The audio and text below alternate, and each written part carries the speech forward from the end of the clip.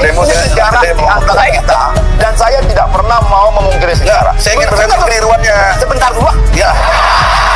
Dulu saya bersama-sama dengan Abang Egy ini melawan SBY selama 10 tahun.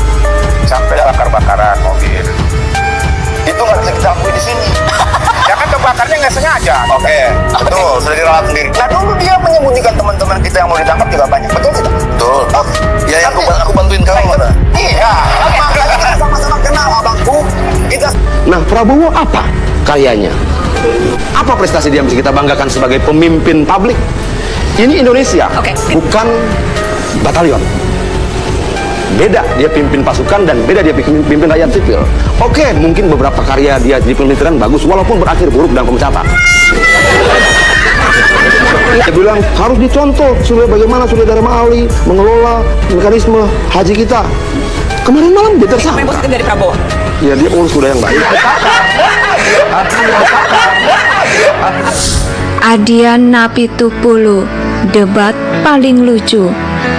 Video ini adalah kumpulan beberapa kalimat atau argumentasi Adian Napitupulu paling lucu yang kami edit dan kami rangkum dari berbagai sumber acara TV dan kami sajikan dalam bentuk tayangan yang simpel sebagai rasa rindu kami dengan kalimat-kalimat apik Adian Napitupulu. Benar, benar. Orangnya keluar. Dan yang lucu Prabowo malah buka kaos.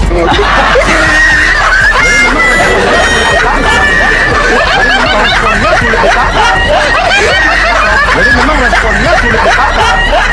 Artinya bahwa Tindakan adalah manifestasi dari pikiran.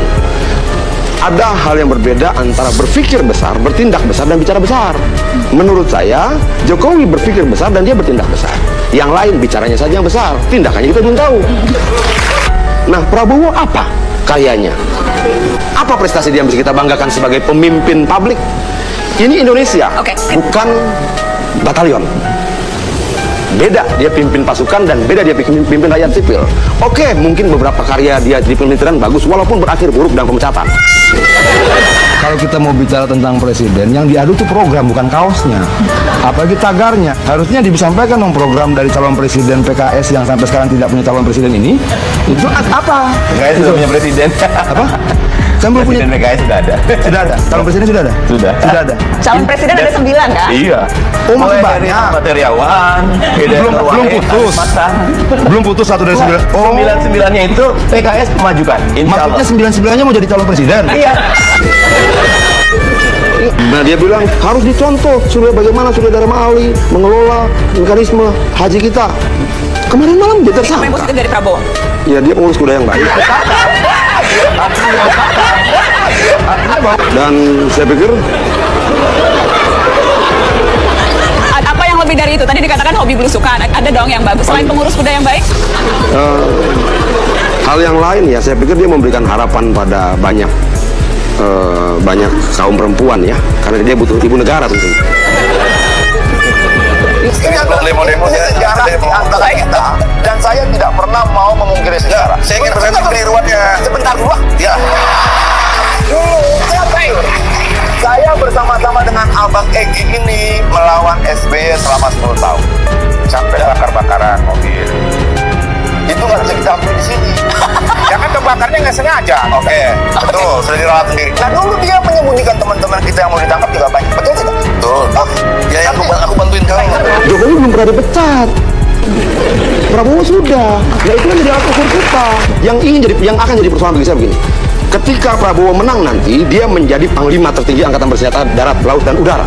Lalu dia akan melantik sekian banyak jenderal. Repotnya, yang jenderal-jenderal dilantik itu dilantik oleh tentara yang pernah dipecat. Jadi memang Prabowo belum pernah dipecat. Kesempatan dia untuk memimpin kali ini ya, dengan Maksudnya buat uji coba. bukan gagasan, Tanggal 16 Mei kemarin habis-habisan lah Prabowo memuji Surya Dharma Ali. Kemarin ditangkap Surya Dharma Ali.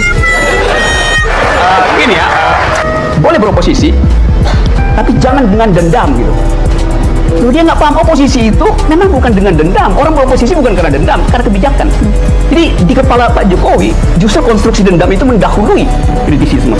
Saya nggak tahu ini yang bisikin partai pendukung atau cuma Adian yang bisikin tuh. Bahwa sebaiknya mendendam Pak. Kenapa keluar di situ? Itu kan yang disebut dark psikologi. Secara nggak sadar dia perlihatkan bahwa dia sebenarnya dendam itu. Kan oposisi memang built in dalam demokrasi, nggak usah tambah-tambah syarat. Beroposisi tapi jangan dendam, beroposisi tapi jangan benci. Beroposisi aja. Dia nggak ngerti apa itu oposisi gitu. Beliau tidak mengerti. Nah, saya terangkan ini bukan saya merendahkan beliau, tapi memang ya faktanya dia nggak paham. Oke. Iya. Makanya kita sama-sama kenal abangku. Kita sama-sama paham. Cuman saya bilang sekali lagi beginilah bang. Republik ini ayo kita bicara di antara kita tanpa ada cendana di antara kita. Mereka sudah berkuasa 33 tahun, sudah cukup. Sekarang negara ini harus gantian memimpinnya. Dan sekarang kita harus melahirkan pemimpin ya. Mungkin Rocky Gerung tidak dengar dengan sempurna. Kalau ada yang melakukan pungli, saya hajar. Kalau ada begini, saya kejar. Jadi selalu ada penjelasan kenapa dia lakukan itu. Dan itu bukan keluhan. Beberapa 5 tahun ke depan dia akan membangun itu. Dan Indonesia ke depan juga akan berangkat seperti itu. Nah lalu apa yang dibilang mengeluh? Saya tidak lihat keluhan satu kata pun di situ. Saya tidak melihat dia sedang menghajar dirinya sendiri. Yang dihajar adalah pelaku pungli. Yang dihajar adalah mereka yang kemudian menggunakan mekanisme perizinan, investasi dan sebagainya untuk mencari keuntungan. Oke, jadi salah persepsi atau salah tangkap Bang Rocky Gerung? Bisa salah persepsi, bisa salah tangkap, bisa salah dengar, bisa juga salah berpikir.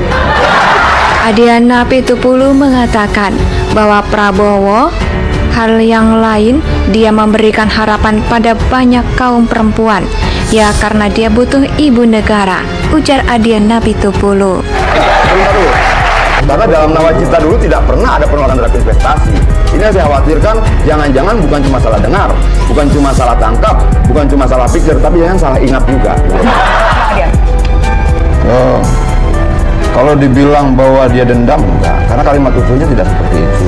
Dia bilang kalau beroposisi jangan dengan dendam, beroposisi jangan dengan kebencian. Jadi itu justru dia nggak melihat di oposisi. Iya, tidak. Dia memotret bahwa banyak kemudian para pembenci ini mengemas kebenciannya dengan kata oposisi. Ya itu bukan oposisi. Nah, artinya bahwa dia mau sampaikan itu. Dia mau sampaikan itu. Itu belum besar kan namanya? Bukan, dia mau sampaikan itu bahwa banyak sekali kelompok di sana yang kemudian membenci orang tapi dibungkus dengan kata saya oposisi. Kemudian mencaci maki orang dibungkus dengan kata ini demokrasi. Membenci orang suka-sukanya, menghina orang dan katakan kebebasan berbicara. Memfitnah orang, menyebarkan kebohongan dengan bungkus-bungkus yang seperti itu. Nah, dan saya pikir tidak ada yang salah dengan itu. Kalau kemudian ada yang tersinggung, ada yang kemudian merasa terganggu dengan pernyataannya seperti Bung Rocky misalnya, sepertinya Bung Rocky sedang menuduh dirinya sendiri. Saya nggak terganggu. Benar. Benar. Kaosnya keluar, orangnya keluar. Yang lucu Prabowo malah buka kaos.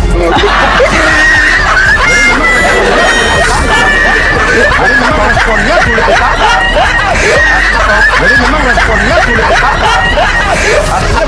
Tindakan adalah manifestasi dari pikiran. Ada hal yang berbeda antara berpikir besar, bertindak besar, dan bicara besar. Menurut saya, Jokowi berpikir besar dan dia bertindak besar. Yang lain bicaranya saja yang besar, tindakannya kita belum tahu. Nah, Prabowo apa karyanya? Apa prestasi dia yang bisa kita banggakan sebagai pemimpin publik? Ini Indonesia, bukan batalion. Beda dia pimpin pasukan dan beda dia pimpin rakyat sipil. Oke, mungkin beberapa karya dia di pemerintahan bagus walaupun berakhir buruk dan pemecatan.